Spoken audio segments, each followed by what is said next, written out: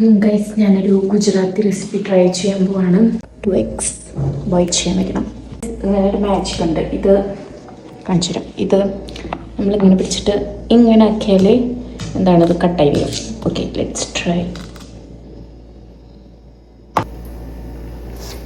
കടയിലുള്ള ചേട്ടനാണെങ്കിൽ കയ്യിൽ വെച്ചിട്ട് അങ്ങനെ പാനിക്കിടും.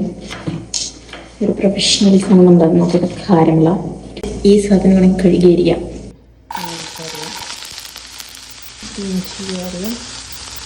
സോൾട്ട് ആഡ് ചെയ്യാൻ മറക്കരുത്. ടൊമാറ്റോ ആഡ് ചെയ്യാം. എഗ്സ് ഒക്കെ നമ്മൾ ഗ്രേറ്റ് ചെയ്ത് വെച്ചിട്ടുണ്ട്. കുറച്ച് ടർമറിക് പൗഡർ, കുറച്ച് റെഡ് ചില്ലി ആഡ് ചെയ്യണം. കുറച്ച് വെള്ളം ഒഴിക്കണം.